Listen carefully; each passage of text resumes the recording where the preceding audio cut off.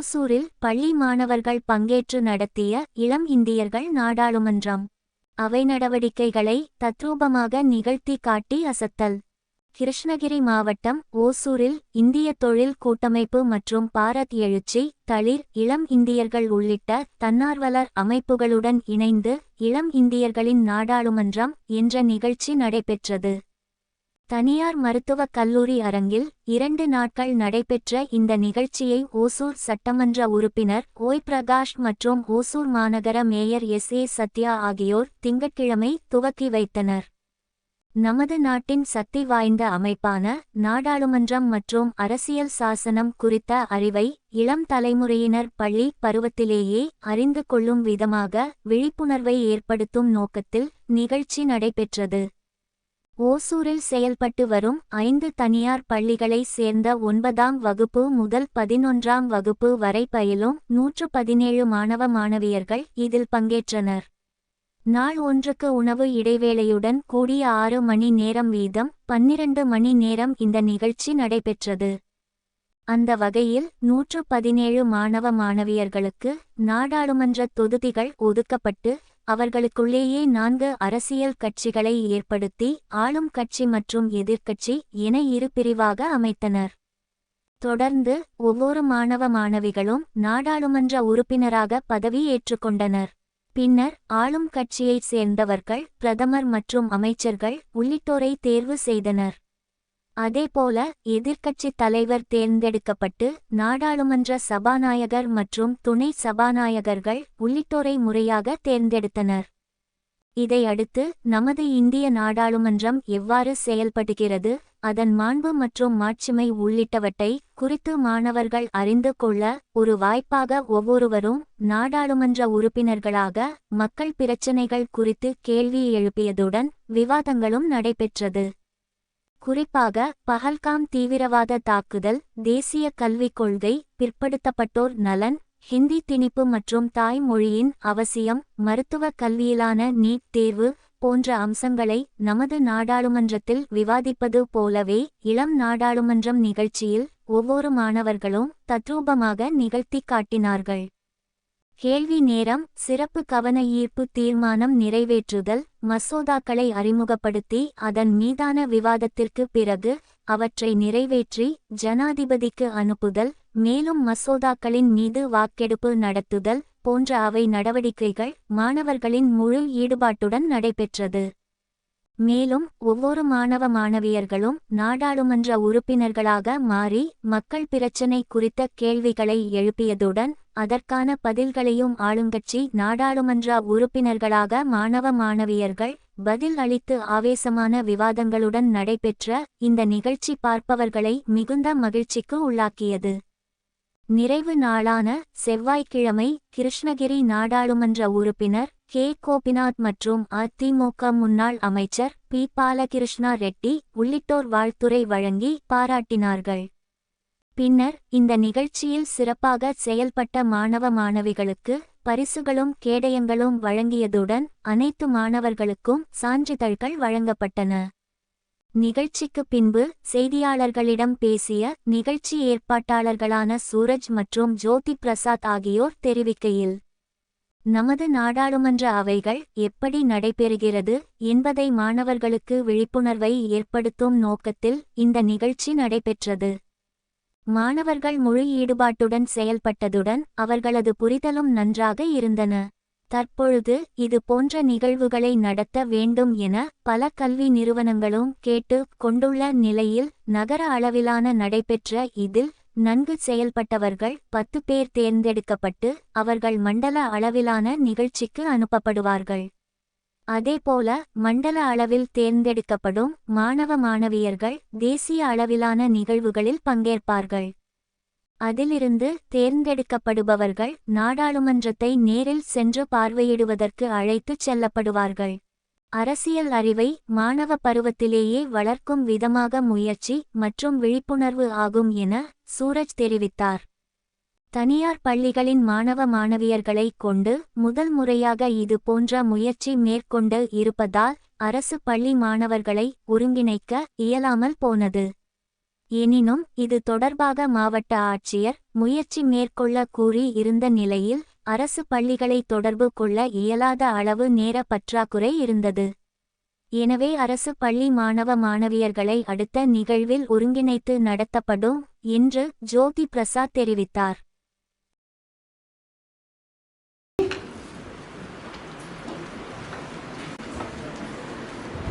For the problem stated, the solution has been proposed under under section IPC 420 Preservation of Corruption Act 1988, where the problems which are not focused, where where you have stated that they have mentioned that it has been put, the work has been completed but it has not been done in real. So we have brought these IPC sections and law has been used there to punish them so that it is not repeated again. So I want to address the speaker before. Address the speaker. Honorable Speaker. So can the ruling ensure these works that which are happening properly or with the percentage, and we want the people to have a good life and good health. Thank you. Jai Hind.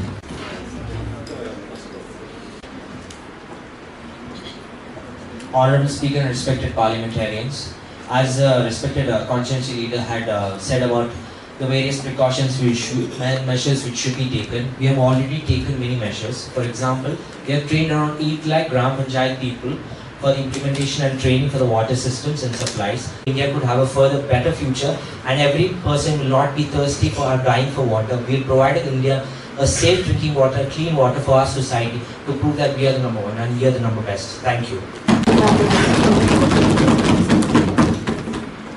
High Court releases a victim. Supreme Court will punish. How many judgments can be given for doubt against two things? Knowledge of the judge, loopholes in our law. Member from the ruling party.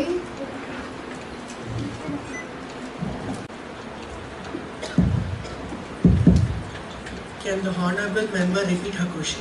Will punish multiple judgments. How can be given for single case? Where is the wrong in our law book? We have to raise our doubt against two things: knowledge of the judge, loopholes in our law. Do you? One few minutes time.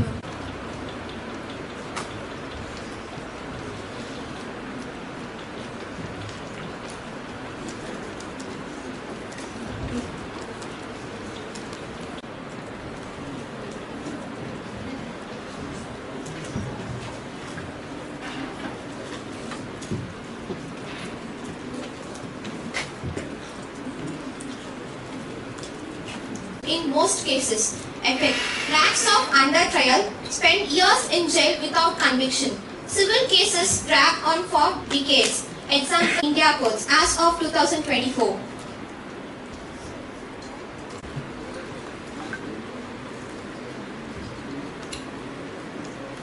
The ruling party became the source. If not, your question will be invalid.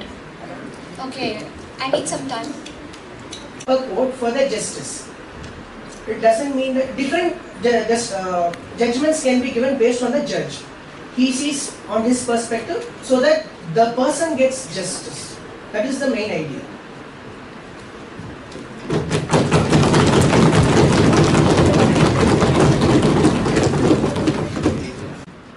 Sorry, we have identified some 10 breaking news for the day which will be taken.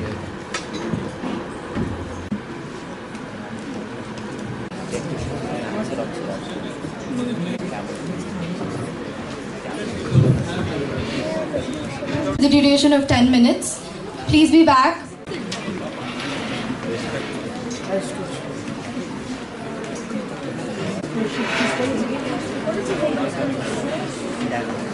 2 minutes, they are getting started. Honorable members, please take your seats. I repeat, honorable members, please be seated.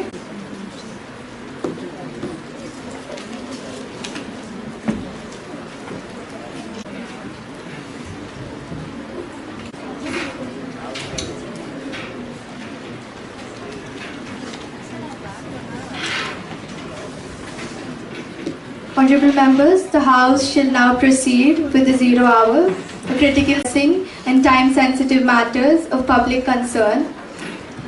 The government is expected to respond to these matters with clarity and accountability. Let us proceed responsibly and respectfully.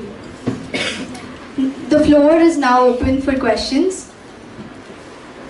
Good morning, Honorable Speaker. I am here to raise concerns about the Hindi imposition versus South Indian protest. If Hindi is being promoted in the name of national unity, why are southern and northeastern states, which have some of the highest literacy rate, strongest economies and rich linguistic heritage, being forced to adopt a language that the Hindi-speaking belt itself has failed to use for higher education, governance or scientific progress?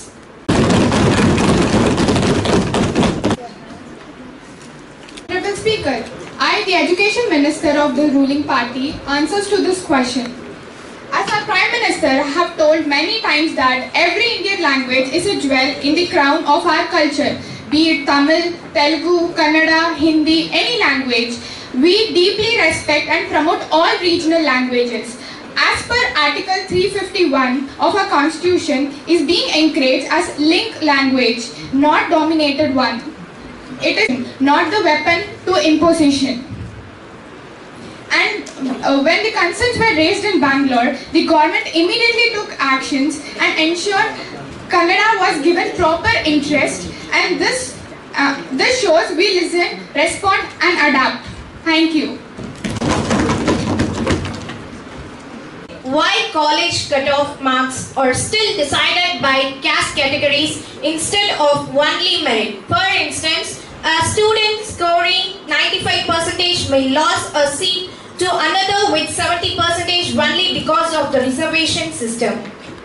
Thank you, Honorable Member.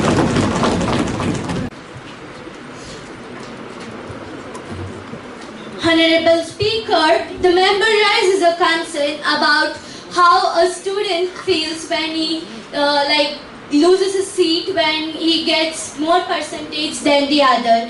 So if we take a SC or ST student, like when they have reservation, we have given it because they don't have libraries, no coaching centers or no internet. So they may lack little opportunities, so we have given the reservation.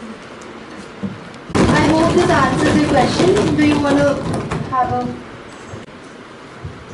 Why you frame people and define such things for scheduled caste? I'm sorry, please. Why you frame people and define such things for scheduled caste? Honorable MPs from the ruling party. I am from Telangana Secunderabad constituency.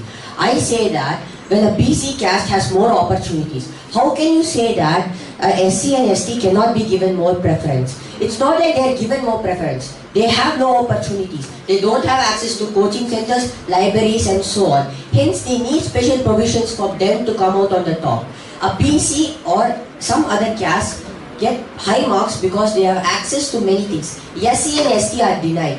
To reduce the difference between these two categories, they are given special reservations so they can also enjoy some privileges and they can also get degree and many more seats in top colleges. Thank you.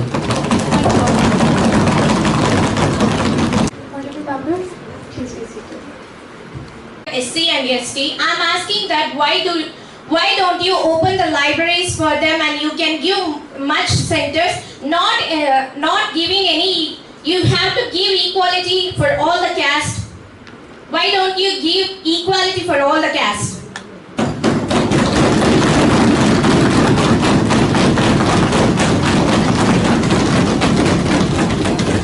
Giving equality for all the caste.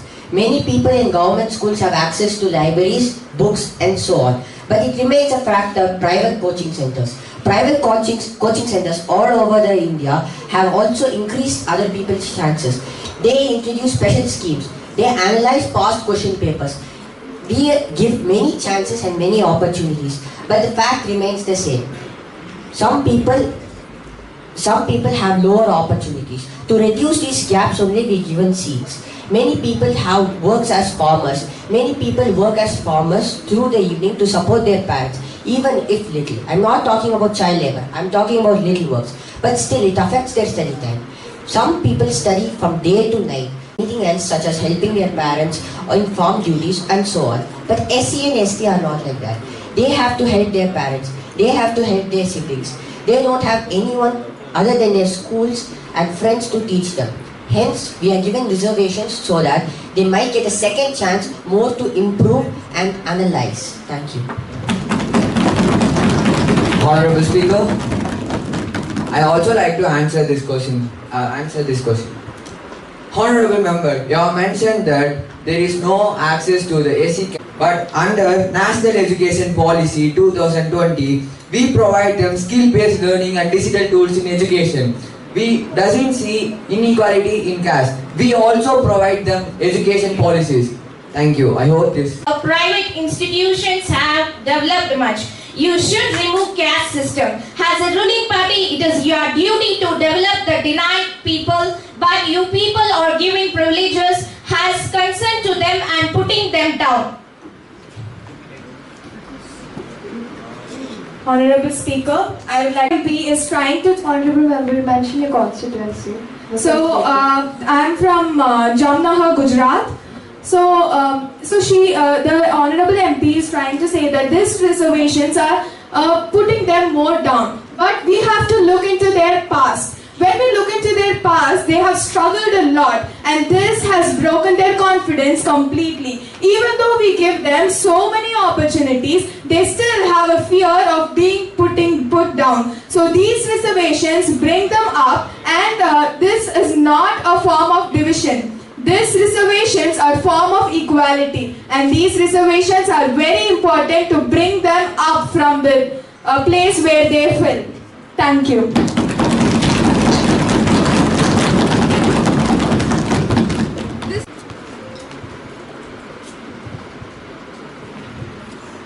One second. Can I just answer this? Yeah, please go ahead, and we can close this. So this system of reservation was introduced during independence, and it was only for a period of 10 years. And they assured that within that period of 10 years, all those backward communities will be upbringed and they will get the opportunity for education. But it has been more than 70. They haven't come there.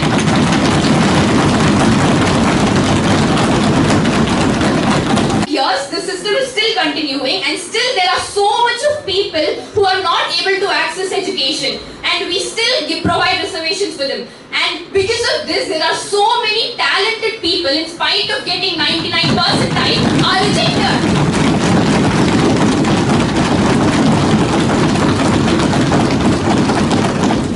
So if this isn't working for 75 years, then we have to look for other alternatives. How long will you be relying on this reservation system? How long will you be extending this?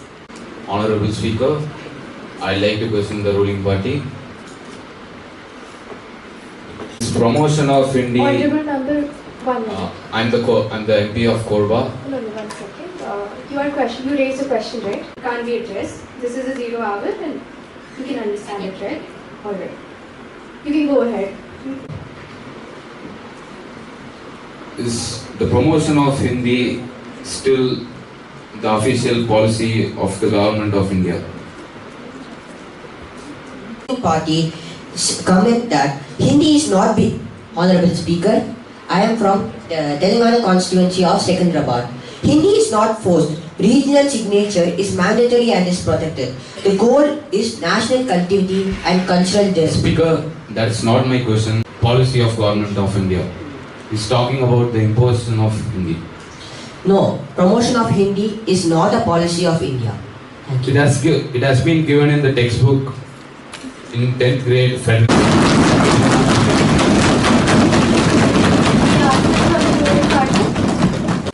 Hindi. Just before that, I dab and show me 10 schools which have their third language as Tamil, Malayalam, Telugu and southern languages. Honorable Speaker, Siasam Tipu would like to answer the question. It is also given in the textbook that there is a language state policy which which gives importance to the state in the constituency of India. All 22 scheduled languages are given importance in India, not only Hindi. Speaker, then why is... Please do not interrupt. Let her finish it fully and then you can speak, okay? You can go to all of the states. All of the 22 scheduled languages are given importance in all of the states. Every second language is given importance, and also the third language is an optional language, not a compulsory one. Honorable Speaker. One second. Then why is the 22 official the scheduled languages of India not being promoted all over India? This is my question. Honorable Speaker, I am from Srikakulam, Andhra Pradesh. Like to answer this question. Alright. Hindi is promoted as an official language. We accept that. But also, under the constitution, but all religion languages are equally supported under the national education policy and other cultural initiatives. Like before, take me to a North Indian state and show me a school that promotes, that teaches South Indian languages. See, India is a which has many languages. Example, in North India have more than 200 languages.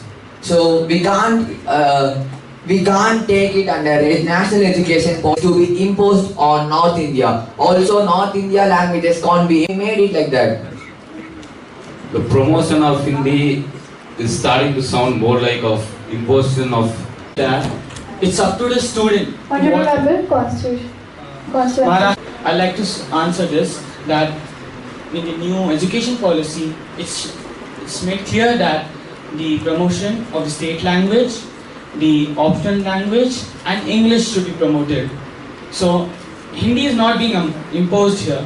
The only thing is that they are not ready to accept this policy in their states.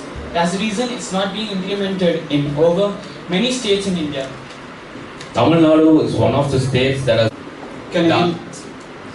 Tamil Nadu is one of the states that has strictly implemented the 3-language policy among all the states of India. Go to Uttar Pradesh, for example. They're not going to be teaching that to the students. Madam Speaker, I, V. Sahana of constituency Assam Tipu, would like to answer the question. There are schools in the southern states, northern states, such as in Himachal Pradesh and Uttarakhand. There are languages such as Kannada, Tamil, Telugu and Malayalam being taken up, and this also being spread among the other states. Of India, there is source from Times of India that shows Bishop Cotton Girls School in Himachal Pradesh and Uttarakhand government schools have Kannada, Tamil, Telugu, Malayalam and other southern languages being taken up. Honorable Speaker, one school versus the entire state of schools. Most of the government schools in Uttarakhand have camps and languages taken place in regular school timetables, and also there are Chandigarh CBSE schools also have these languages taken up. Not only one state, there are multiple states and it is being expanded all over the other states. Are given as importance as Hindi? Yes, they are not given that much importance, but the importance is being spread among the other states. Honorable Speaker, that is my issue here.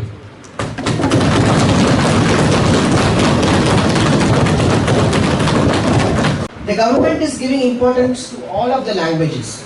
Promotion does not mean we are forcing the language, and we follow a 3-language policy where state can impose their own language. The freedom is given to the state. So it is up to the state where they wish to own their own language or they are having their other language. We have international languages also being taught in different states of India. So it doesn't mean that only Hindi is promoted. And we had a recent survey where Sanskrit was promoted more than Hindi. We focused on promoting Sanskrit too. Not only Hindi is promoted, all languages were promoted. Pass the mic to my party member. Being promoted by the central government more than other South Indian or Northeastern languages.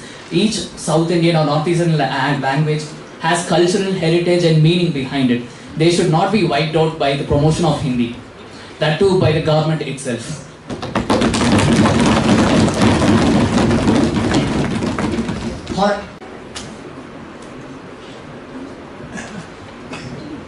Honorable Speaker, I am from the constituency of Chandigarh. As they mentioned, promotion of Hindi is just a unit.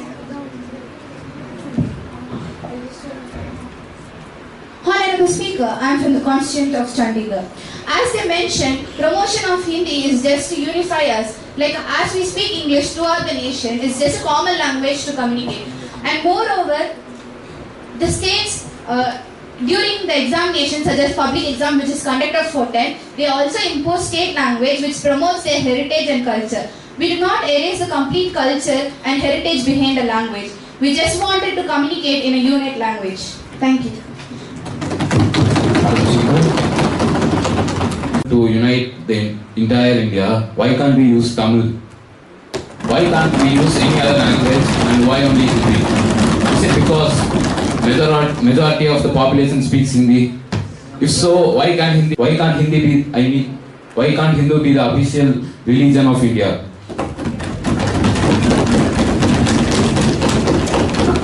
Damari.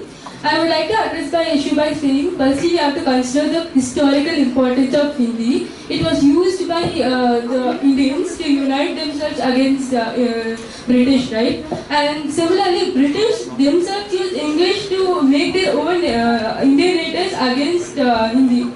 So, considering the historical importance, we also have to say that majority of India also speaks Hindi. So the understanding capacity of the entire country depends upon Hindi. So similarly, if the promotion of Tamil was done on the same extent in considering the historical importance of Tamil, then Tamil would have been having the same status Hindi would have been right now. Honorable Member, we are not degrading any languages. All languages are equal. We cannot say that Tamil has not had cultural heritage. So be careful with your words. I was not trying to degrade any language. I was just saying that Hindi is a major language right now. And if Tamil was promoted historically back then Tamil would have been having the same status Hindi had right now. Tamil is good. Don't mention anything which is sensitive, okay? Like, it's not applicable for the... Please don't mention that heritage, please don't compare any heritage between languages. We see every language as equal. We are just trying to prove the point, okay? Okay? More than 25 Indian native languages have been destroyed by the invasion of Hindi and Sanskrit languages. The century-old Dravidian movement safeguarded Tamil and its culture because of awareness it created by the various agitations. That many people in Orissa feel embarrassed to speak Odissi after their native language after Hindi has been more widely promoted by the government. There are many social forums like Reddit and Quora where people openly admit that they feel embarrassed to speak their own language in their own state. This should not be promoted by the government. Honorable Speaker, I would don't follow Hindi. Tamil Nadu protested that Hindi should not be given as much of an importance as Tamil. And now we have basic Tamil. Every single student writing a board exam in Tamil Nadu must study Tamil as a basic language. Hence, Tamil Nadu has enforced that Tamil is given more importance than Hindi. Every community and every background must share their voices to the government so we can be heard. Honorable Member, whatever you are Odisha, if I am not wrong. You are talking about Tamil Nadu. I'm saying that if the audition people want to rectify something, their voices should be heard. If they spread their voices to the government, we surely will hear and solve it. Thank you. Maybe this language debate has been going for so long. Maybe we can move on to the next debate. Okay, just the last one. So he's talking about raising points or raising their voice against the imposition. But when Tamil Nadu raised their voice, the center withheld 2,152 crores educational grants to Tamil Nadu for not adopting the 3 languages. answer this?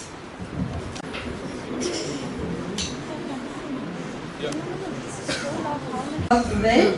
Why does the Waqf Bill restrict Waqf donations only to Muslims who have practiced the faith for 5 years? Is this not a direct violence of Article 14 and 15, which guarantee equality and freedom of religion to all citizens, including recent converts? For 5 years. Is this not a direct violation of Article 14 and 25, which guarantee equality and freedom of religion to all citizens, including the recent converts? I am MP of Damok, Madhya Pradesh. I thank the member for raising the question on the work bill. Let us be clear, this bill does not represent government discrimination. It deals with trusts managed by the Muslim community itself. Since medieval times, the 5-year clause exists not to exclude but to protect the intent of the religion donation. Article 14 and 15 are not violated because the bill does not stop anyone from practicing a religion, and it only respects that religion community guidelines must be followed in religious property distribution. Even in Hindu temples, donations are often used for those belonging to the same or traditional things. This is not exclusion, it is preservation. Thank you. Honorable Speaker, I also like to mention a thing. I am from Srikakulam. Amendment was brought to bring transparency and better governance to Waqf property. There is no targeting of any religious community. I repeat, no targeting of any religious community. We urge all stakeholders to engage through dialogue instead of unrest. The government is open to all constitutional and will safeguard all constitutional rights. I repeat, we will safeguard all constitutional rights of the people.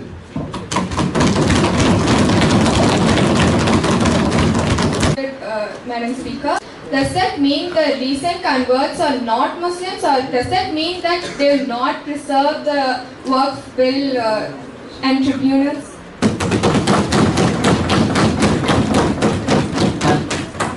Honorable Speaker, I'd like another member mentioned the fact that in Hindu temples, people only distribute the blessings or the donations to the people who are working within it or the other Hindus, but the government does not interfere there. The government interferes here. So does that make the recent converts any less Muslim in the eyes of the government?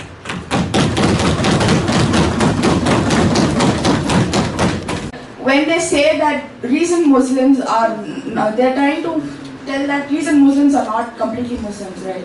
But we don't look into that. We look for our protection, the protection of the property. So we just want to preserve land mafias and prevent land mafias and political misuse. The legal path still exists.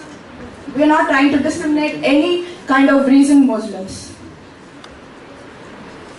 Madam Speaker, I'd like to also address the fact that I did not say that the recent converts were any less Muslim. I was asking the government that if they see them as any less Muslims. This is not relevant. Please be relevant to the question you asked it. I'm Judith from Rajasthan, Jhunjhunu. So we have no need to look into any kind of religion any less, or any people who are recent converts. But we look for the safety of the properties. When we give out something as a scheme or a policy, we have to look out for the safety and ensure that this reaches the people. So, again it's irrelevant to the question asked. What the honorable member just said.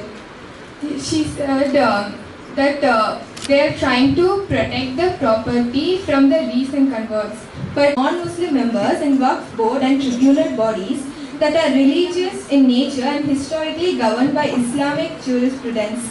Does this not violate the community's rights under Article 26 to manage its own religious affairs?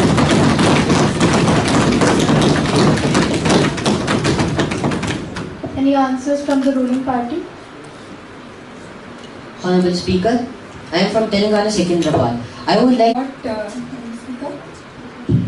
for the allegation she stated that convert Muslims are not giving as much of importance. The Muslims who have practiced the Islamic for 5 years will be given the Waqf donations.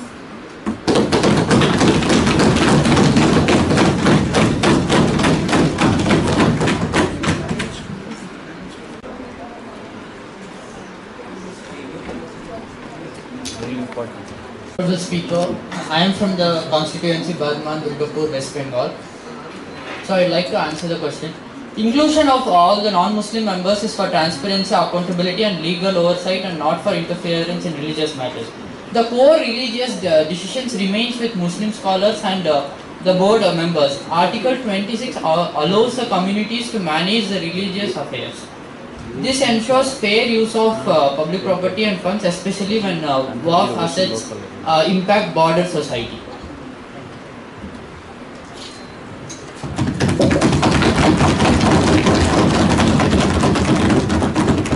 Final or important decisions are taken by the board, which are managed by Muslims, but our member recently just mentioned that the board contains non-Muslims. This seems counterintuitive. And also, another member asked for the source of our statement that the Waqf bill does not include the recent converts. It's literally the bill. What kind of source could we state for that? It seems like they are not familiar with the bill we are talking about.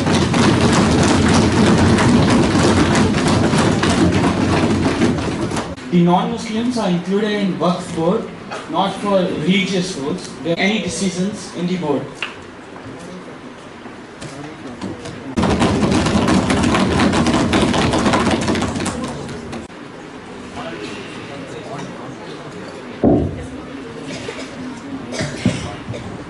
Honorable Speaker, I am MP of Damoh, Madhya Pradesh.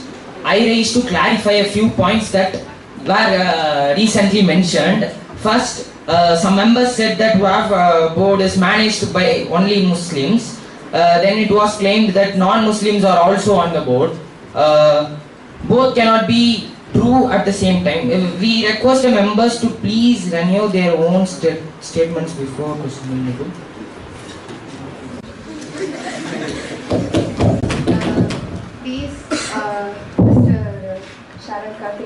Please repeat your question. To state that we did not state that the board contains all Muslims. They were the ones who stated that. I stated that the board does indeed include non-Muslims, and this seems like a matter of interfering with the Muslim community.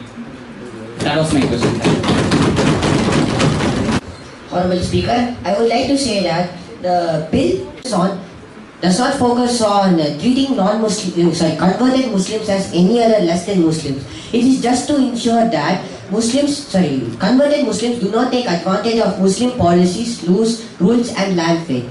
This is against our policy. In case if we do allow non-Muslim converts to have all these benefits, people might exploit this. Then the opposition party will question us why they are exploiting this. We can't have it two ways. Thank you.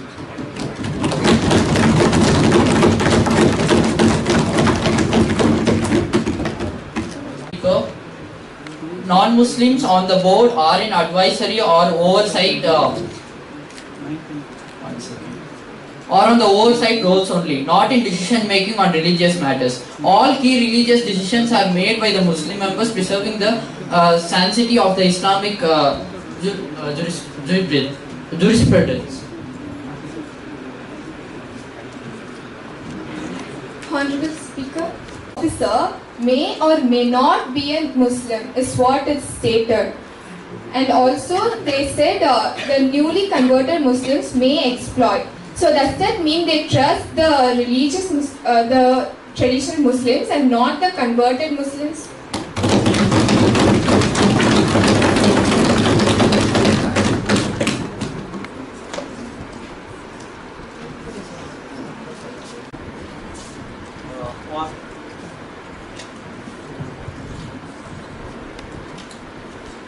Honorable Speaker, respected Deputy Speakers and my fellow parliamentarians, As I'm from the constituency state of Odisha and the constituency Oracle, I want to answer her question. As she had mentioned, we respect and we adore everybody. We do not have a discrimination against ancient Muslims or the converts. We are trying to answer the question in a way which does not hurt the sentiments of both the ancient people who have practiced the religion and people who have converted. As you have seen, there are people who have converted from their religion, and there have been multiple cases of mafia issues have been around of conversion to their religion to encroach the lands of work of both. We want to ensure that those people who are practicing the religion of Islam have the knowledge of faith so they can be even equal status. Every single trustee and every single board also has it. I can take the state. For example, the Hindu Marriage Act has mentioned that they need to have a waiting period of 1 year. The Special Marriage Act, interfaith or civil marriage, even the secular marriage has 1 year minimum waiting period. Even the Muslim personal law states that a person should not have a fixed time. But even though the Christian Marriage Act also specifies around 2 years, and even the Parsi Marriage Act has mentioned the state of 1 year. Every single religion has mentioned a certain amount of waiting period. Okay, so anybody who's random can come here just say, I've converted to Islam, now give me the land. Is that irresponsible? Where is the equality? Where is the story? We are not trying to give equality, we are trying to give equity. We want to be responsible for each and every person. We do not want to be one person who just gives equality in the name of positions. We want to answer it, adjourn it correctly. Honorable Speaker, speak religion. Is it Islam? Does having Islamic government officials build trust among the citizens? Right. Now coming to this argument. So he's saying that converting to Islam can be used. So that's the point of interest that the ruling party should work on. They should bring changes in the bill so that they exploit the system. Honorable Speaker, I'd also like to address the fact that only they have given one example of a person trying to exploit the system by converting to Muslim. What about the people who genuinely want to follow the religion? They are discriminating against a lot of people who are genuinely following the faith of Islam just for some people who might exploit it. This is not fair to them.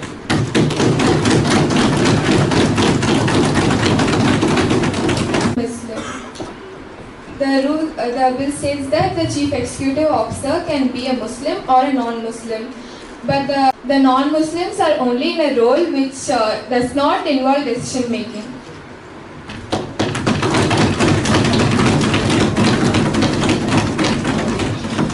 Act does not discriminate against any Muslim, whether born or converted.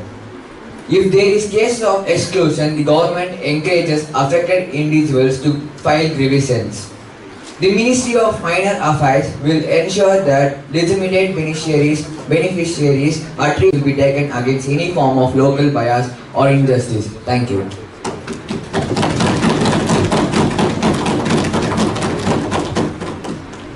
Next topic.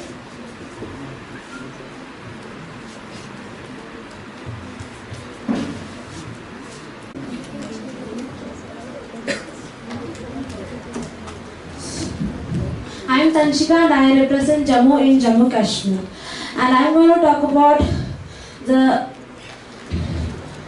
So my question is, how can the government claim success of its flagship schemes like Jal Jeevan Mission and Har Ghar Nal Se Jal when in Bastar, even today, thousands of families are forced to walk kilometers for drinking water, pipelines remain incomplete, and bore wells are lying defunct despite floors being spent.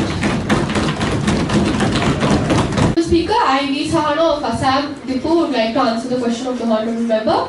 They said that only few places are not, they mentioned that only few places are not getting water. But according to the reports, in 2019 only 17% of the area was covered. But in 2025, 75 to 80% of the areas are covered and all other areas are given water. And it's slowly taking place in all other areas, and the rest of the 20% will be covered soon.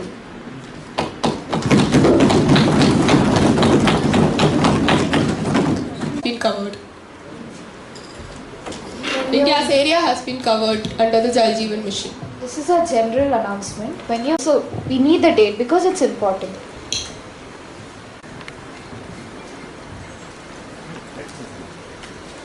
Which has been covered.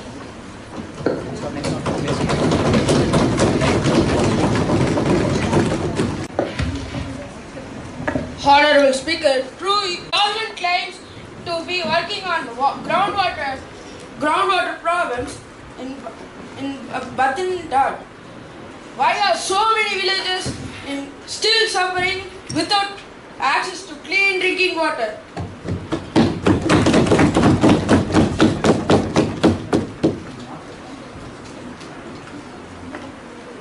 He or she gets benefited in the present because most of the facilities are given in the present but not in government hospitals and government schools.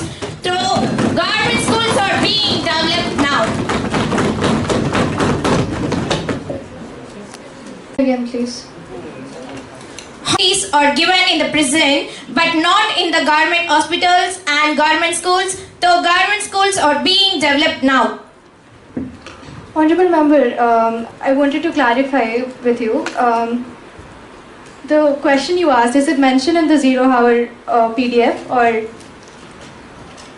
You said that it is search? No, this is 0 hour. So you have to, the 10 questions, 10 important headlines are given. So you have to, so you have to raise questions according to the given headlines, right? Please make sure of that. Honorable Speaker, I am Aditya from the constituency of Jalore, Rajasthan. Following the tragic terrorist attack in Pahalgam, the government of India has indefinitely suspended the Indus Waters Treaty with Pakistan, a move that carries serious bilateral and geopolitical implication.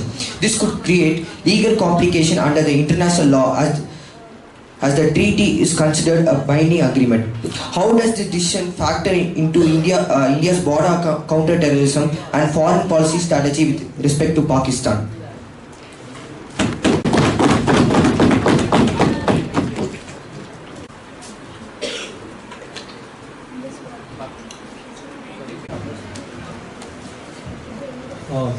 Respected parliamentarians and deputy speakers, I am from the constituency of Odisha, As the respected parliamentarian had said about the suspension ruling party, we do not support the opposite country, we do not support the terrorists. They are the ones who have attacked us. And as this suspension is a power move by us, because we want to protect our state, we want to protect our country. So if they were in our position, will they open the border and will they be very open arms? Will they be very friendly towards us?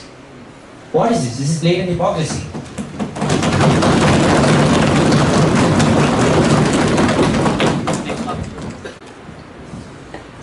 Namaste Speaker Ji, I would like to ask the External Affairs Minister of the ruling party, what is India's diplomatic stand in the war of Israel and Iran? Respected ma'am, we have already asked a question, we didn't get the answer. Question after this question. What did the farmers in Pakistan do? Why are 90% of farmers in Pakistan are dependent on the Indus water? What did they do wrong? Why it was the mistake of the terrorists and not the mistake of farmers, and they are being affected there. The common people of Pakistan are being affected there. Of Jalandhar, Punjab, I would like to state that to counter her argument, I would say that 80% of the water which is originating in India is going to Pakistan. What did the Indian farmers do to face this? You are talking about the Pakistani farmers, but we need to talk about the Indian farmers too.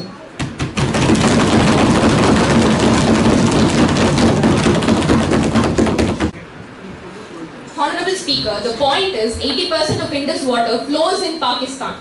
So that is the only river base which they have. We have other bases like Ganga, Brahmaputra and southern rivers. But Indus is the only water for Pakistan and 80% flows in their region. Honorable Speaker, as Indians, we know the struggles of the Punjabi farmers. Are you saying that their struggles are not real? Isn't that irrelevant? It's relevant. Opposition party leader has ideas to bring Ganga and Yamuna to Punjab, I think so. If any idea, please propose it to us. We'll bring it up.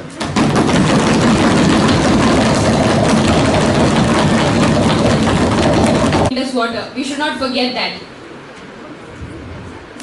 Honorable Speaker, our question is very clear. If you are in our position, if you are ruling party, will you give the water to them? They have killed our people. They are also people. They have killed us. So, what she is coming to try to say is, she would like, even after they are killing us. Is that your stance?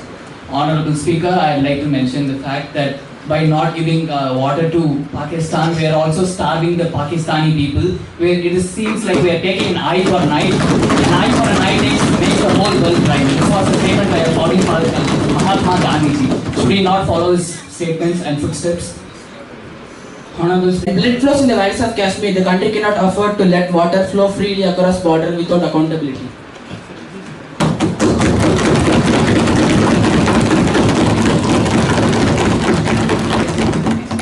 Treaty obligations, given the World Bank's role as a mediator. And else, if the government pursuing the line international treaty obligations given by the World Bank. Honorable Speaker and respected parliamentarians, as the respected parliamentarian had asked the question of what did India do through the diplomatic channels. We have sent many officials and we have sent many other diplomats to different countries to discuss these various issues, and we have also had talks with many major powers like United States, Russia and China. So, not China, Russia. And we have always maintained a diplomatic stance and we have always maintained a neutral stance. We do not, even though the parties have maintained that we are going for eye for an eye. If we go for eye for an eye, we will launch a full-scale initiative, but we will not do like that. We will go for neutral stance. What they have done, we have to hold them accountable. That's why we have suspended the Indus Water Treaty. Without a choke point, they won't be resisting. They do not see the diplomatic channels. They just see violence. Violence as a means to achieve their goals. We do not want that. We want free. They just want to see what they want. They do not see the diplomatic channels. We are trying to make it a proper system.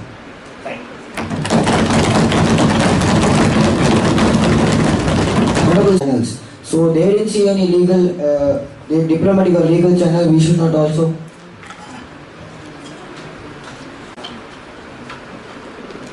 Respected parliamentarian, respected speaker, as I have already mentioned, we have also gone through the diplomatic channels by sending various diplomats to different countries to address this issue, to have a peaceful agreement. I have already mentioned this statement and he is refuting my statement. The party has stated that they don't see it as a matter of violence, but instead as diplomatic channels. But how is cutting down their water and starving the farmers in Pakistan any less violent than attacking them?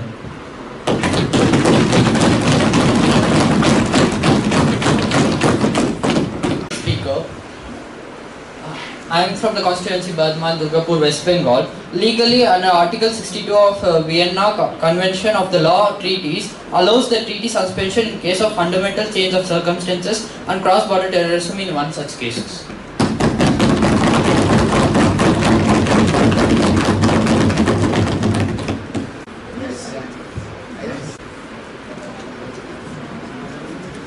Yes, we assure until Pakistan does not support terrorism.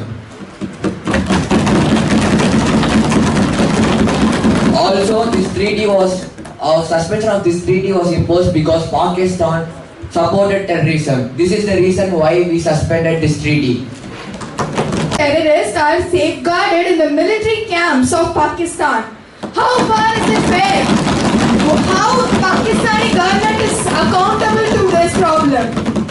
Shouldn't they be accountable to it? Honorable Speaker, there is any source for this? How come it is the source? You can see it in every news. When we attacked them, we found so many terrorists dead in the Pakistani camps. Pakistani military camps, we found terrorists dead there. How did they go there? They are given protection there. Does this mean that the opposition isn't? They are trying to weaponize water, which millions do when the government is at war.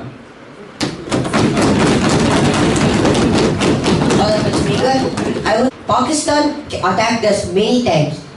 Many lives of Indians were lost. We chose to retaliate, but Pakistan refuses to listen. We hope that at least after closing this, they will think about the mindset of their people. They are not worried about the Indian people. Indian people are dying day in and day out. Many people in the army are dead. Why? Because India didn't act. India always plays defense. India always plays neutral. Through this, we want the Pakistan government to see abroad, to see their citizens, to actually focus on the issues.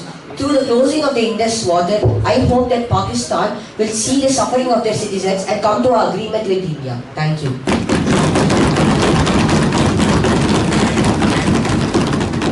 Is not empowered in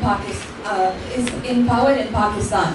But don't we see that the military is dominant in Pakistan?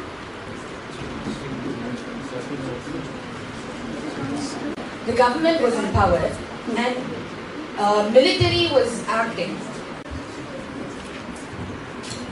He had stated that terrorists are staying in military camps. Isn't that the government supporting the terrorists? Exactly. All right.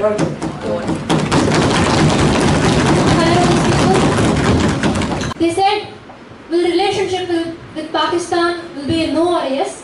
They said there will be no relationship with Pakistan until they stop terrorism. In diplomacy, you talked about diplomacy saying India will follow diplomacy, neutrality. In diplomacy, there are no permanent friends and no permanent enemies. You can't say no. Then how is India a diplomatic country? Honorable Speaker, it was not told permanent. It was told till they eradicate the terrorism.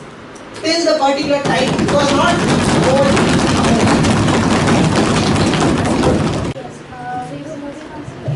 External Affairs Minister in the ruling party. What is India's diplomatic stand in the war of Israel and Iran? Thank you. Speaker and respected members of the Parliament, I represent Itawa, Uttar Pradesh.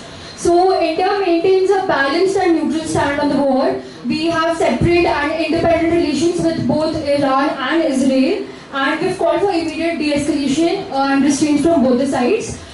We care for the Indian citizens and world peace, and that is our main focus. Thank you. In India aspires to become on the fence all the time when it comes to foreign policy. So I would like the External Affairs Minister to answer my question. Can you repeat your question? Yes, please. If Bharat as... How are you saying she's in offense? No, I'm not saying it in offense. I'm saying you cannot sit in the fence. You cannot be like a cat on the wall. Okay. Sorry. I will get back to... When the Iraq and Iran war was going on, the Iran and Iraq both contacted the Indian Prime Minister and they talked personally with them, and it is there the record of 1.5 hours the Iraq Prime Minister talked to the Modi ji. Prime Minister. Please do not mention. Yeah. And after the war completed, Iran was personally gave a letter to the India from the Delhi Iraq embassy thanking the India because they told do not make a war. This will affect the people in the the country. So in this place we need to be neutral because the both countries are our friends and we cannot make them enemies. Answer. You're absolutely right about the learning process, and that's what exact time in India's history they have shifted the focus from root to root. Representing Hinkoli, Maharashtra. Why does our education system teach how to crack exams but not how to solve real life problems? I like Education Minister to answer this question. Education Minister, kindly answer the question.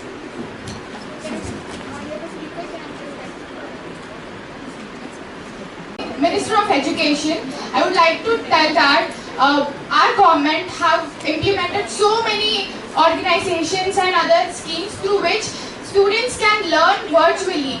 For a better example, YIP of Hosu, what is happening now, is also a virtual example of Parliament. So this is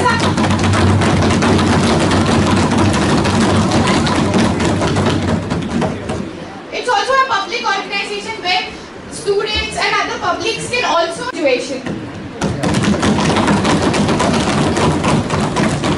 I'd like to we should not rely on quasi-government or private bodies to provide education for the future of India. It should be done by our government.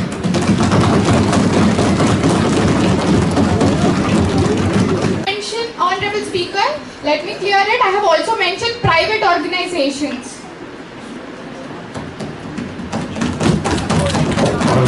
Honorable Speaker, he also mentioned that we should not rely on private institutions. To question them, why shouldn't we rely on private organizations? They too also help us understanding the real life examples. If we rely on private institutions for something as vital as education, what's the point of having an education minister? Then let me question them. What is the use of private schools then? Honorable Speaker, for the rest of India, private institutions are using the and furthermore, they do not care about the people like the government should. Honorable Speaker, let me mention, this is the name created by the people, students. Let me mention that first. In the public schools, if they are in, let them go and check it first. Honorable Speaker, for your kind information, I have been to multiple government schools. And I have been to many public schools and have noticed this, and I don't have to speak against this. Okay, this topic will be now concluded. We are moving.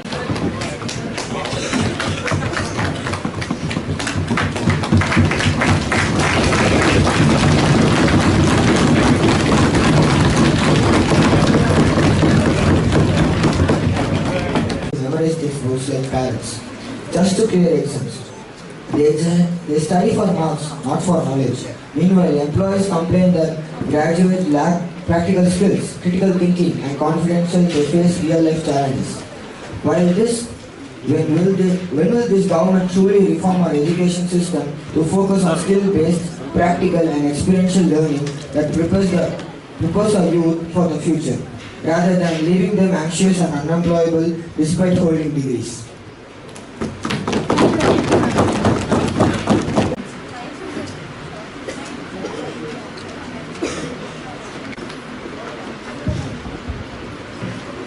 Honorable Speaker, as the Education Minister, I would like to ask KVY. It is to empower Indian youth, and they give free skill training with all the industrialized needs and enhance the power of all the people. This is especially for school dropouts.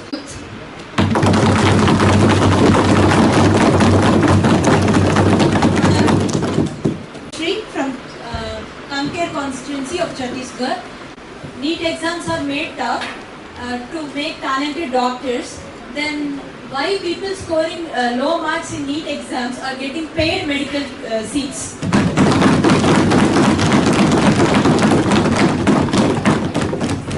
As for paid seats, they exist under private management quota, but our government has increased transparency and regulation, ensuring even those are filled only through NEET scores. No NEET, no seat, paid or not. Thank you.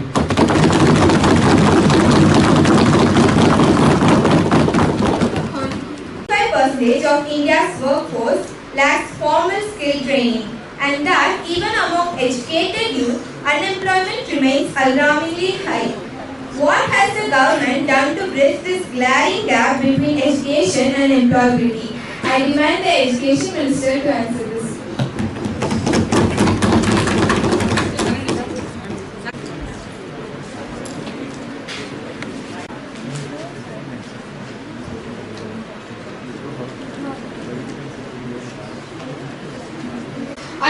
scheme PMKVY, over 1.4 crore youth have already been trained and are being employed, and there are 5,000 plus skill hubs around the cities and other around the countries, which gives employment for the people. Different from CBSE and metric is the difference between high and low, or a standard syllabus and moderate syllabus. Why there is no even syllabus for all the students?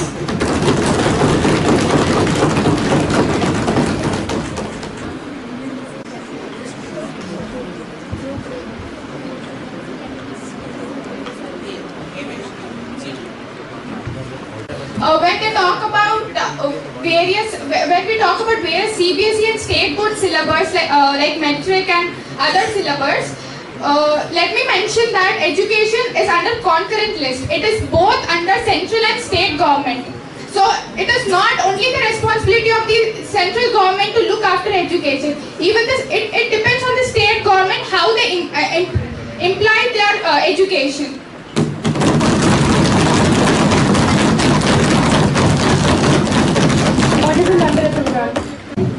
According to the survey, only a small percentage of trained students actually get placed jobs in the PMKVY.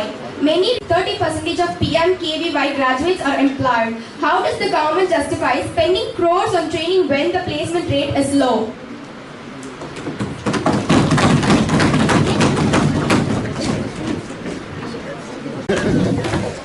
Kindly lower your hands. Yes, the educational minister will answer.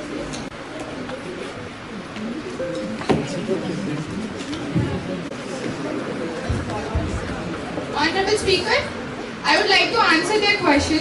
So when they talk YP, we know that we have very low placement rates, but our government isn't chasing the job quotas. We are building a nation. That is it for the questions. Thank you so much. Now I request the Prime Minister to make the closing remarks.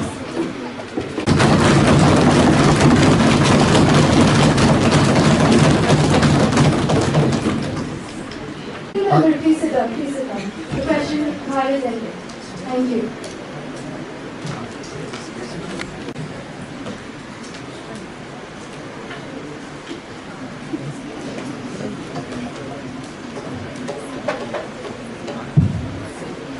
Honorable Speaker, respected members of Parliament and my dear fellow citizens of India, as we come to the end of session, I want to thank each and every member who are present for the session, who gratefully participated in our session and gave their comments, so that it is peacefully we are making into a bill, we are making into a decision which people are about to get as a law.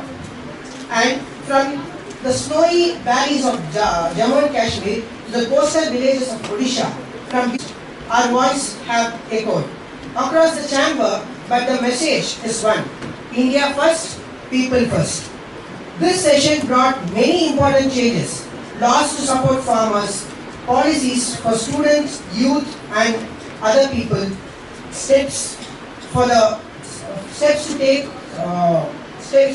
to save India, and we may sit on this to protect India and to bring a safe society for the people of India. So the road ahead is long, but India is ready for innovation, inclusion, inspiration. Let us move towards India 2047, proud, peaceful and powerful. Let us serve not a power but purpose. Jai Hind, Jai Bharat.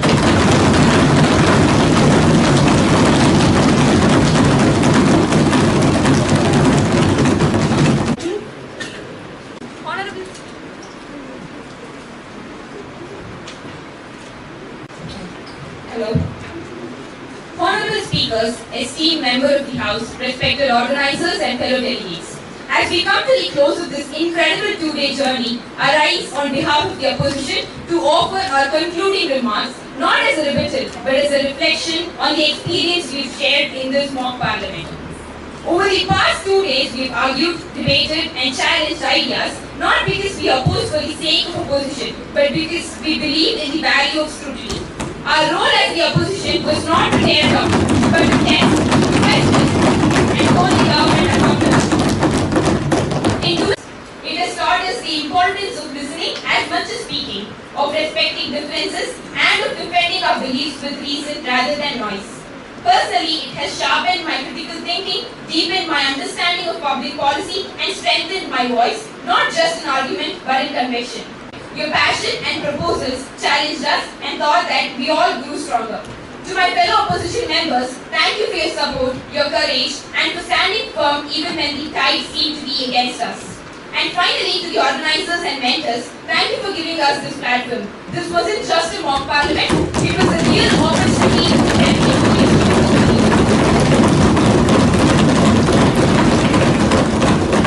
governance could look like. As we walk away from these chambers today, I do so not just as a member of the opposition, but as a future citizen, more informed, more empowered, and more hopeful. Thank you. Honorable members, as we come to the end of this extraordinary session of Young India's Parliament, let us not think of this as closing of an event, but as the beginning of a mindset. Over these 2 days, you have debated, questioned, opposed, supported, and most importantly, thought like leaders. And that is no small achievement. For a seat at the table, they are ready to build the table themselves. In your questions,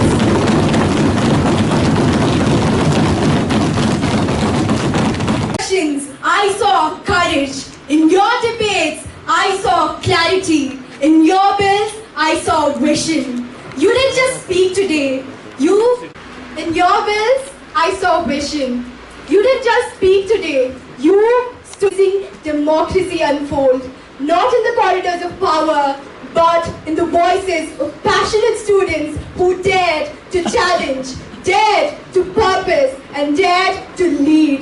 Let this parliament not end with applause. Let it echo in your action after you walk out of these walls.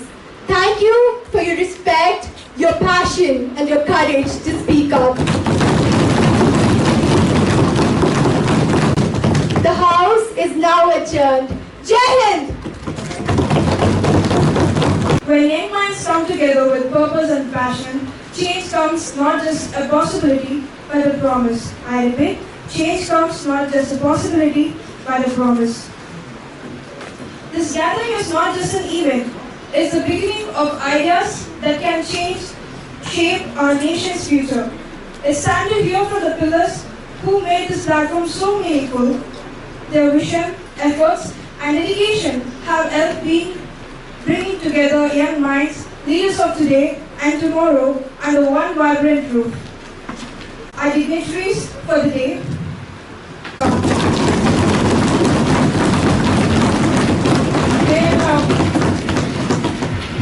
May I now invite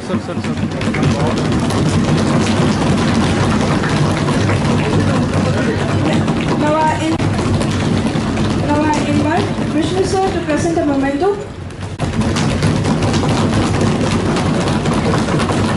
Now I Rakesh sir to present a bucket.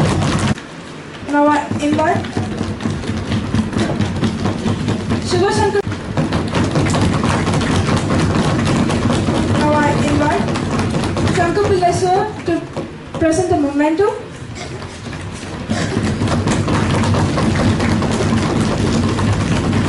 Of Indian industries கீழ young Indians அப்படின்னு புதுசாக டிசம்பிள் ஆரம்பிச்சேன் sir. நான் வந்து ஸ்கூலுக்காக தளிர் அப்படின்ட்டு ஒரு moment தளிரில் வந்து ஸ்கூல் பசங்களுக்கு தேவையான road safety, health care related things and இந்த மாதிரி டிபேட்ஸை கண்டக்ட் பண்ணியிருக்கோம் sir. And as a part of that சீரீஸில் வந்து ஒரு பார்லிமெண்ட் அப்படின்னா எப்படி இருக்கும், பார்லிமெண்ட்டோட ஆக்டிவிட்டீஸ் என்ன நடக்கும் அப்படிங்கிறத வந்துட்டு இன்டர் ஸ்கூல் காம்படிஷனாக 2 days நடத்தியிருக்கோம் சார். இது இல்லாமல் காலேஜ் ஸ்டூடெண்ட்ஸ்க்கு வந்துட்டு we conduct something called as Yuva. ஹொசூரில் வந்து நாங்கள் இப்போ வந்து ஒரு 3 காலேஜஸோட சைன் பண்ணியிருக்கோம் சார். and college students kum similar kind of activities, road safety, health and civic sense, then entrepreneurship, innovation. இந்த ஐட்டம்ஸ் இதே மாதிரி ரூரல் இனிஷியேட்டிவ்ஸ் அப்படின்னு எடுத்துக்கிட்டு இப்போ நம்ம ஊர்ல வந்து என்ன ப்ராடக்ட்ஸ் இருக்கோ அது அவங்களுக்கு வந்து மார்க்கெட் எங்க அமைச்சு தர்றது, அந்த ஆக்டிவிட்டிஸை பண்ணிட்டு இருக்கோம் சார். ஸோ ஒரு 6 மாசமா பண்ணிட்டு இருக்கோம் இங்க. So this is part of that series sir. So நேத்து debate of young Indians parliament with 5 schools. So Swathi matriculation, Velankanni matriculation, Advait international and Titan school sir. So டோட்டலாக வந்து 116 பேர் பார்ட்டிசிபேட் பண்ணியிருக்காங்க sir. They had a very good understanding. ஒரு 15 டேஸாக orientation நடத்திருக்கோம் சார். So ஓரியன்டேஷனில் வந்து எங்கள் அல்லர் சேர் அவர் வந்து மோரல்லஸ் வந்து பார்லிமெண்ட்னா எப்படி நடக்கும், ஒரு மெம்பரோட ரெஸ்பான்சிபிலிட்டி என்ன அப்படின்ட்டு வந்துட்டு we have just showed it. So we are very much thankful for both of you to coming here sir. So நாங்கள் எல்லாமே நார்மலாக வந்து ஸ்கூல் படித்த பிறகு காலேஜ் படித்த பிறகு எங்கே வேலை கிடைக்குமோ அதில் போயிடுவோம். நாட்டை பற்றி யாருமே அதை ஒரு கெரியராக எடுத்துக்கிறோம் அப்படின்னா வீட்டில் யாருமே என்கரேஜ் பண்ண மாட்டாங்க. ஸோ இப்போ நம்ம ஹுசூரில் பார்த்தீங்க அப்படின்னா நீங்கள் 2 பேருமே you have chosen this as a career. So இந்த நெக்ஸ்ட் ஜென்ரேஷனுக்கு வந்து there is a career in politics also அப்படிங்கிறத காமிக்கிறதுக்கான ஆக்டிவிட்டி தான் நாங்கள் எடுத்து பண்ணியிருக்கோம் sir. Thank you very much for coming and blessing us sir. Thank you very much for you also sir. Thank you very much. Thank you sir. Respected Member of Parliament, Krishnagiri District, Mr. Gopinath sir, Ex-Minister, Government of Tamil Nadu, Balakrishna Reddy sir, all the dignitaries on and off the dais. It is indeed a privilege for us to have been part of the first YIP, Young Indians Parliament, that was held in Hosur. Unfortunately, though I could not be a part of the debate all the 2 days throughout, I did witness a lot of purposeful discussions, debates, and also astonished by the amount of research most of the students here have done, and a lot of pre-planning has also gone into it. And I think I owe a special thanks to Shankar, Talis chair, and also Suraj, co-chair Talis. I think they have mentored the students really well, given them a platform to express their ideas, and I'm sure without proper preparation, such professional approach would have not been possible. I think every person sitting here behaved like a professional parliamentarian, and I think you have set higher benchmarks for our parliamentarians. That is what I would say, and you've done an amazing job.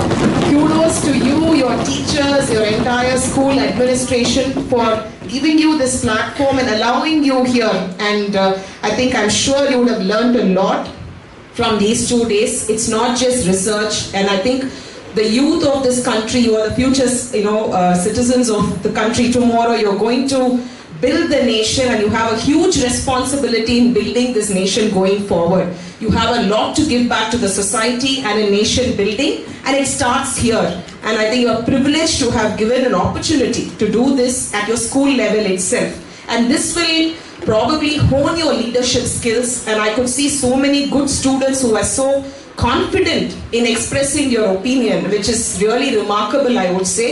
Please don't leave it with this 2 days. Continue forward as you move along, and I'm sure we will see future MLAs, MPs from this house coming out. Thank you very much. Welcome our Chief Guest, Shri Gopinath Ji, and our ex-Minister Balakrishna Reddy Ji. So thank you for gracing our occasion with your presence. Thanks a lot. So I would like to just quickly go through the event, the series of things that we went through over the last 2 days. So as we are almost at the end of the event, I would like to just go through the synopsis of what we happened over the last 2 days. So it all started with identifying the political parties. So we had 4 political parties. And again, not with the same numbers, they were having different numbers. And after that, once we started, after the opening ceremony, we got into the formation of the house, wherein the party members, the leaders of the party were identified. They submitted the party manifesto. party names, party symbols were submitted. After that, they appointed the party leaders. Then the speakers were nominated. Voting happened for identifying the speakers as well as the deputy speakers. With that, after that, we got into an oath-taking ceremony. After oath-taking ceremony, we got into formation of the government, wherein it took at least 45 minutes, around 30 minutes to form a government, because they were involved into a lot of negotiations on the cabinet which they want, the portfolio that they want, how many committee members, and all those were the point of discussion that they had. After that, we finally formed a government, and after the government was formed, we appointed the ruling party's prime minister as well as the opposition leaders, and the cabinet ministers were all announced. After that, all the MPs took a vote. After the vote, again, they were given enough time to give their opening speeches, where they brought out the problems that are relevant to their own constituency. See, all the MPs were given up with their own constituency other than Tamil Nadu, so everyone is representing some or the other state, spread across India, starting from Kanyakumari to Kashmir to Kanyakumari, length and breadth of India. With this, we concluded our day one, and today we started our day with question hour, wherein there were some questions which was already submitted by the MPs were picked up and discussed. With that, we entered into 0 hour, which we planned initially for hours time, but it went up to 2.5 hours of heated discussion and debate about the latest issue. And to specifically to mention, the Hindi imposition was one of the biggest point that was brought up.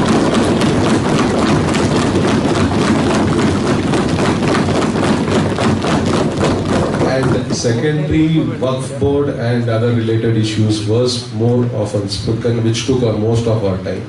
Unfortunately, we couldn't take much into debate because of the time constraint. After that, in the second half, the appointed committee, so 2 bills were presented and passed, one by the ruling party, another by the opposition party, and unanimously both the bills were passed with majority. And to name, one was on the mental health of the students, that was one of the bill, and the second bill was on the drug-free campus. So these 2 bills were presented, debated, amended, and passed with the amendment in this parliament. So with this, we reached to the end of this ceremony, and thank you all for your effective participation. You have been exceptional in the debate, bringing out points, the points that were discussed, and we definitely understand that it was not just it was like a glimpse of India's promising future that we want to see. Thank you all for.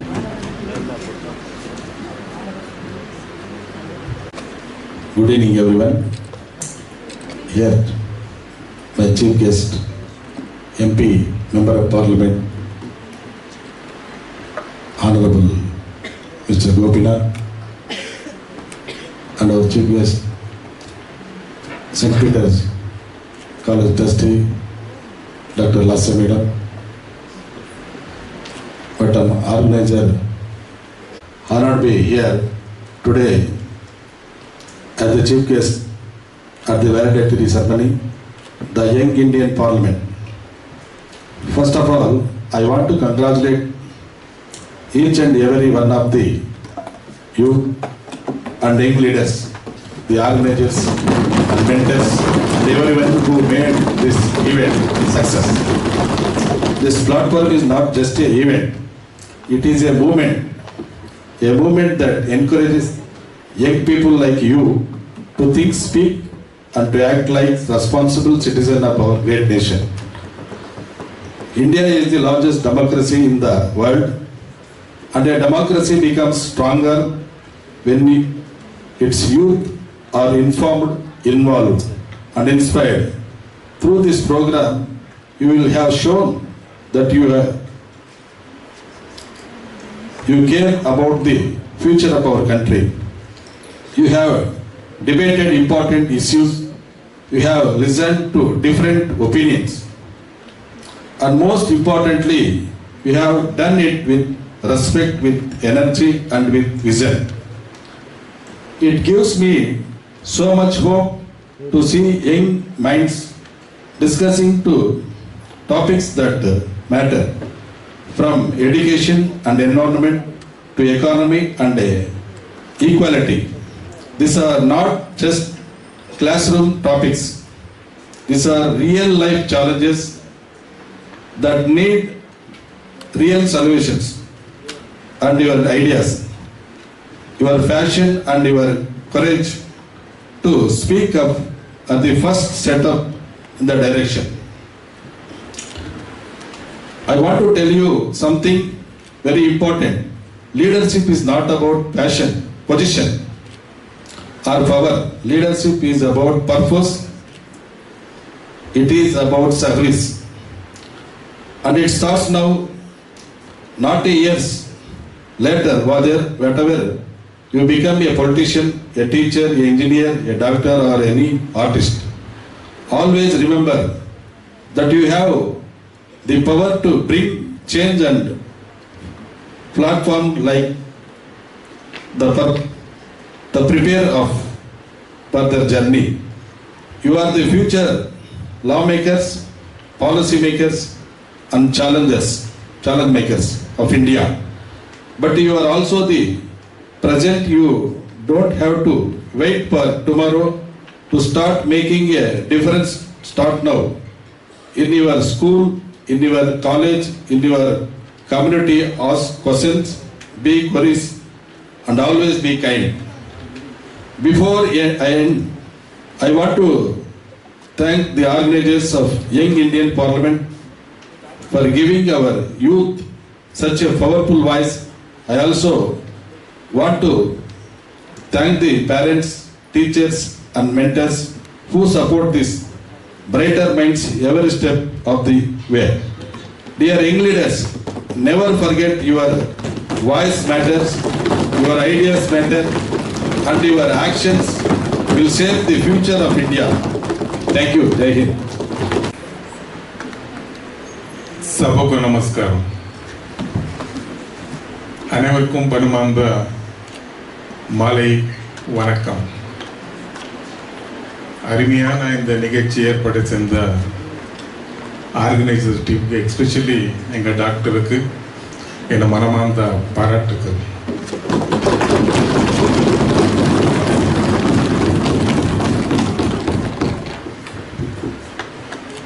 ஏற்கனவே என்ன உங்களை அறிமுகம் பண்ணும்போது நம்ம குழந்தை சொன்னாங்க, என்ன தெலுங்குலே நான் ஓத்து எடுத்தேன். எஸ், அது என்ன பொறுத்தவரை it's a proud moment. But அதே போல என்னோட மொழியான தாய்மொழிக்கு முதல்ல ரெட் கார்பெட்.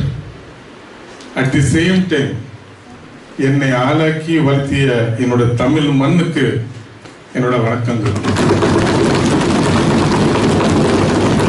தமிழ்நாடு பொறுத்தளவில் 39 பாராளுமன்ற உறுப்பினர்கள், பாண்டிச்சேரி சேர்ந்த 40 பாராளுமன்ற உறுப்பினர்கள்.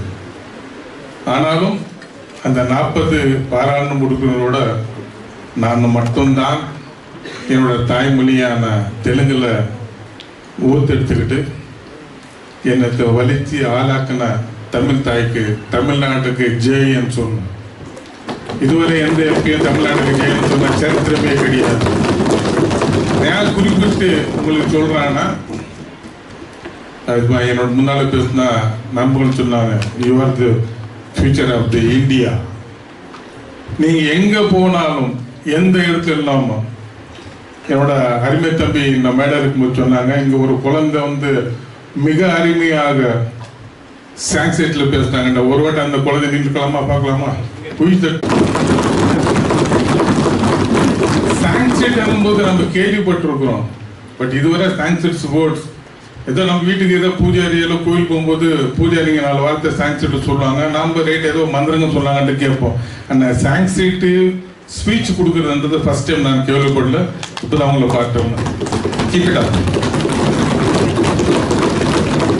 அதே போல நீங்க எங்க போனாலும் எந்த இடத்துல இருந்தாலும் முதல்ல உங்களோட பெற்றோர்கள் அனந்தா வந்து உங்கள் தாய்மொழி. அதுக்கப்புறம் நீங்கள் வளர்ந்த அந்த மண், இது நம்ம என்றைக்குமே மறக்கக்கூடாது. நீங்கள் இந்த நாட்டில் இருந்தாலும் சரி, நல்லா படித்து வெளிநாட்டில் போய் பெரிய பெரிய மேதாவிங்க ஆனாலும் சரி, நீங்கள் சயின்சிஸ்ட் ஆனாலும் சரி, அந்த இடத்துல கூட எல்லாம் முடிச்சுட்டு கடைசியை வரும்போது நம்ம சொந்தம் பண்ணதை நம்ம வரணும். இன்னைக்கு இருக்கிற ஃபாஸ்ட் உலகத்தில் நிறைய சவால்கள், நிறைய பிரச்சனைகள், இதெல்லாம் கூட நீங்கள் ஈஸியாக கலந்து போயிடுவீங்க. பிகாஸ் நான் வந்து உட்காந்து ஒரு 10 நிமிஷமாக தான் உங்கள் டிபேட்டை பார்த்து ஒரு செகண்ட் ஆடி போயிட்டேன். நாங்கள் கூட பார்லிமெண்ட்ல இவ்வளோ போல்டாக பேசுறதுல ஒரு குழந்தை சொன்னாங்க, அடிச்சிருந்தாங்க, இல்லை நீங்கள் பதில் கொடுத்தே ஆகணும்ட்டு. கிரேட். இது spirit. It's not so easy. But actually, I want to say something. Being a future upcoming leaders, முதல்ல நீங்க முதல்ல தெரிஞ்சுக்க வேண்டியது பேசிக் என்னன்னா கான்ஸ்டிடியூஷன். அந்த கான்ஸ்டிடியூஷன் முதல்ல எப்போ நம்ம அடாப்ட் பண்ண தெரியுமா? 1950. நாம முதல்ல வந்து அது இம்ப்ளிமெண்ட் பண்ணது, அடாப்ட் பண்ணது 1949. Yeah, there you are, 1949. That's right. முதல்ல எந்த நம்மளோட கான்ஸ்டிடியூஷன் பத்தி முதல்ல நாம தெரிஞ்சுக்கணும். தெரிஞ்சா மட்டும் which your party, irrespective of party, whether opposition party, ruling party, whom it concern, முதல்ல நம்ம கான்ஸ்டிடியூஷன் பத்தி தெரிஞ்சுக்கணும். அப்போ மட்டும்தான் ஒரு காலத்துல I am proud to say the Iron Lady, madam Shrimati Indira Gandhiji அந்த காலத்தில் கொண்டு வந்தாங்க எமர்ஜென்சி. அதே காங்கிரஸ் பார்ட்டி எமர்ஜென்சி கொண்டு வந்த நாங்க தப்புன்ட்டு பப்ளிக்ல மன்னிப்பு கேட்டாங்க. That is a Congress party. செஞ்ச தவிர உணர்ந்து சாரி கேட்டாங்க. இது காங்கிரஸ். ஆனா இன்னைக்கு நிலைமை வேற. பிகாஸ் உங்களுக்கு தெரியும், இது சொல்லாம ஒரு பெரிய எமர்ஜென்சி போயிட்டு இருக்கீங்க. I don't want to tell because தப்பாயிடும் அங்க பேசினா. I think this is not the right place to talk. But தயவு செய்து குழந்தைகளை, நீங்க எங்க போனாலும் திருப்பி நான் சொல்றேன், நீங்க முதல்ல நீங்க ஓத்தி எடுக்க வேண்டிய இடம் உங்க மதர் டங்.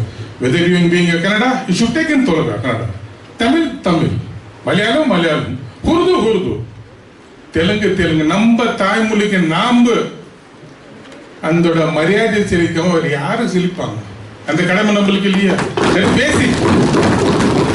நம்மளோட தாய்மொழிக்கு நாம வணக்கம், நம்ம பெற்றோர் நம்ம வணங்கணும். தயவு செஞ்சு இன்னைக்கு உலகமே இந்த நாங்க வந்து இங்க டிபேட்ல உட்கார்ந்து பார்ட்டிசிபேட் பண்ணோம், இங்க ஸ்பீக்கர் நின்னாங்க, இதெல்லாம் இல்லை. பிகாஸ் உங்களுக்கு என்ன உலகம் இன்னைக்கு எப்படி போயிட்டு இருக்கு, எந்த மாதிரி போயிட்டு இருக்கு, நம்ம நாடு எந்தெந்த ப்ராப்ளம் நம்ம ஃபேஸ் பண்ணிட்டு இருக்கோம் சொல்லும்போது நாங்கள் சொல்ல ஏற்கனவே வரும்போது முதல்ல சிம்பிளா சொன்னாங்க நீட். எஸ், இந்த பிரச்சனை தெரியும். Work board, yeah, it's matter. இதெல்லாமே மற்றவங்களுக்கு சொல்லி நீங்க இங்க டிபேட்ல வரலன்னு நினைக்கிறேன். பிகாஸ் உங்களுக்கு கோச் கொடுத்துருப்பாங்க. அதே வெயிட் 10 days. தயவு சேர்ந்து எப்பப்போ உங்க டைம் கிடைக்குதோ நல்லா படிங்க. படிச்சுட்டு முடியும் போது எங்களோட இளம் தலைவர் மறந்து போன முன்னாள் பாரத பிரதமர் ஐயா ராஜீவ் காந்தி நமக்கு இந்த கம்ப்யூட்டர் கொண்டு வந்து கொடுத்துருக்காரு. நம்ம கையில மொபைல் இருக்கு. அதுல இன்னைக்கு நீங்க கூகுள் அடிச்சலாம் எல்லாமே வந்துடும் உங்களுக்கு. ஸோ முதல்ல பேசிக்கா ஃபண்டமெண்டல் கான்ஸ்டிடியூஷன் பற்றி தெரிஞ்சுக்கோங்க. தெரிஞ்சுக்கிட்டு உங்களோட கேரியரை நீங்க ஃபார்வர்ட் பண்ணுங்க. பட் இதுல ஒரே ஒரு இந்த ஆர்கனைசேஷன் கமிட்டிக்கு ஏன் சார்பில் ஒரு ஹம்பிள் ரிக்வெஸ்ட். இங்க மெஜாரிட்டி வந்த குழந்தைங்க பூராமே different kind of private schools. அடுத்தபடி நீங்க பண்ணும்போது நம்ம கவர்மெண்ட் குழந்தைங்க, கவர்மெண்ட் ஸ்கூல் குழந்தைங்க அவங்களுக்கு இந்த மாதிரி ஆப்பர்ச்சுனிட்டி கிடைக்காது. அந்த குழந்தைங்களுக்கு நீங்க ஆப்பர்ச்சுனிட்டி கொடுப்பீங்க நம்புறேன். ரைட்? ரைட், கண்டிப்பா. அதே மாதிரி இங்க இருக்கிற சொன்னாங்க, நம்ம ஆர்கனைசேஷன் சொன்னாங்க, இங்க இருக்கிற சில குழந்தைங்க டெல்லி பாராளுமன்றத்துக்கு டெல்லிக்கு வராங்க. டிபேட் அங்கே நம்ம கண்டக்ட் பண்ண சொல்லியிருக்காங்க. ஆக்சுவலி உங்களோட குடும்பத்தில் ஒருத்தனா பெரியப்பாவோ மாமாவோ தாத்தாவோ நான் டெல்லியில் இருக்கிறேன். Please come to Delhi. நம்ம டெல்லியில் மீட் பண்ணலாம். அவங்க யாராவது ஒரு 5 பேருக்குமே தட் இஸ் மை ரெஸ்பான்சிபிலிட்டி. அவர் கேட்டிருக்காரு பார்லிமெண்ட்டு காட்டணுன்ட்டு. நிச்சயமாக உங்களோட சேர்ந்து பார்லிமெண்ட்டுக்குள்ளே நான் உங்களுக்கு கூப்பிட்டு போகிறேன், பார்லிமெண்ட்டு காட்டுறேன். தயவுசெய்து நீங்கள் எல்லாம் டெல்லிக்கு வரணும், டெல்லி பார்க்கணும். டெல்லி பார்க்கறது இல்லை, பார்லிமெண்ட் டிபேட் பார்க்கணும். எஸ், டிபேட் பார்க்கறதுக்கு அங்கே ஒரு ஹார்ட்லி 1 hour இருக்கும். ஆனால் தயவு செஞ்சு நம்ம கையில் ஆப் இருக்கு. Not only parliament, even assembly கூட we can see through the mobiles. Time கிடைக்கும் போது மொபைலில் கம்ப்ளீட் பூரா அது நீங்கள் 1 hour எப்போ டைம் கொடுக்குது, எஸ் ஹார்ட்லி 10-15 minutes. அசம்பிளி வருஷத்தில் ஒரு 100 நாள் 120 நாள் நடக்குது. பார்லிமெண்ட் வருஷத்தில் ஒரு 250 days நடக்கும். ஸோ அந்த டைம் கிடைக்கும்போது ரெக்கார்டிங் இருக்கும். அதை நீங்கள் பார்த்துட்டு அதை நீங்கள் தெரிஞ்சுக்கலாம். அதுக்கு நல்ல யூஸ்ஃபுல்லாக இருக்கும்னு சொல்லி அருமையான வாய்ப்பு கொடுத்து உங்களோட பகிர்றதுக்கு ஏற்படுத்த இந்த நம்மளோட ஆர்கனைசர் டீமுக்கு ஸ்பெஷல் எங்கள் டாக்டருக்கு மனமார்ந்த நன்றி சொல்லி நீங்கள் ஏதாச்சும் கேள்விகளை கேட்கணும்னு நினைச்சா பாராளுமன்ற உறுப்பினரா இல்லை நீங்கள் ஏதாச்சும் நம்ம தொகுதிக்கு இது வேணும்னு நீங்கள் கேட்டால் ஒரு 5 நிமிஷத்தில் நீங்கள் கேட்டால் I'm ready to answer. You can ask please. Please. So before that, I just want the real life parliamentarians as well as our ministers to sign this vote. And next to that, I would expect all the MPs to come forward and sign before end of the session. First original or original?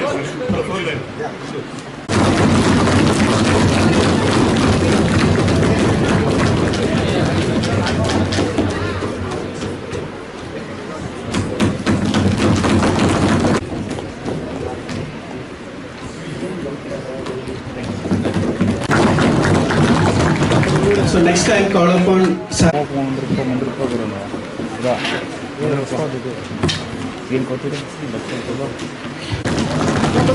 Look here. Camera look. Stay. Okay. Pranav from Titan. Look here. Stay.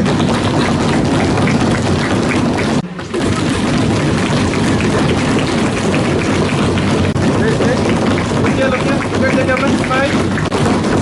Okay.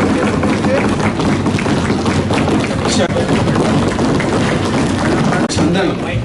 Can I have a minute? Science it.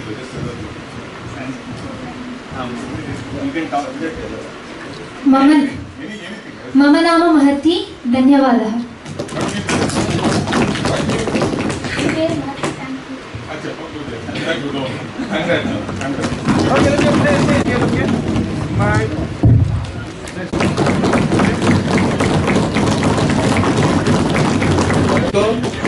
Member of Parliament for India.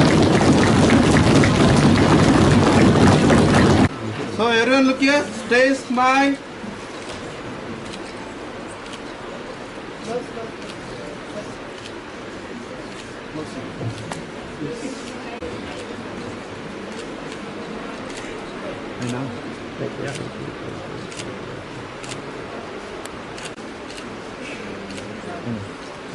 Stay. At least we need 10 minutes. Hey, camera. Okay, look here, stay. Look here, stay. Pranav A. Okay. Shahana S.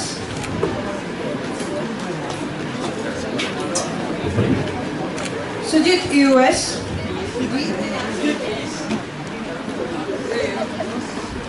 Look here. Oh. Harini Sri.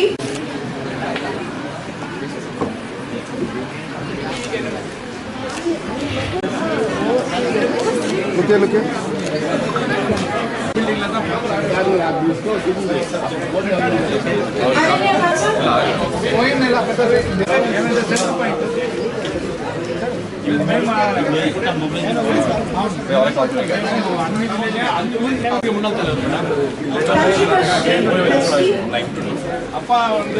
Lakshit S.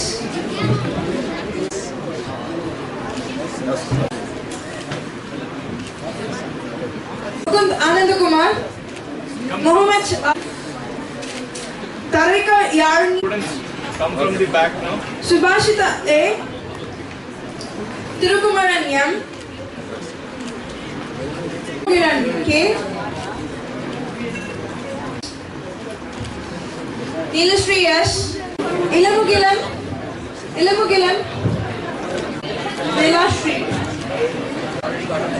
Akilan S. Akshna M. Sadhana Sham. Diksha Shri. Look, stay. Aditya A. Sharan Karthikeyan. Look.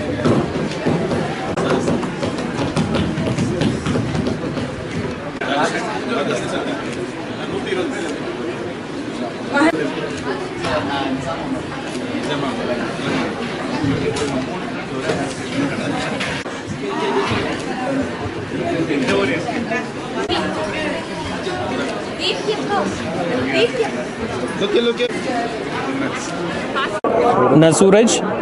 நாங்கள் வந்து CII YI Hosur சாப்டர்லேருந்து young Indian parliament அப்படின்னு சொல்லிட்டு ஒரு event conduct பண்ணோம். இதில் வந்து 5 schools participate பண்ணியிருக்காங்க. Advait, Titan, Velankanni matriculation, Hosur public school and Swathi matriculation higher secondary school.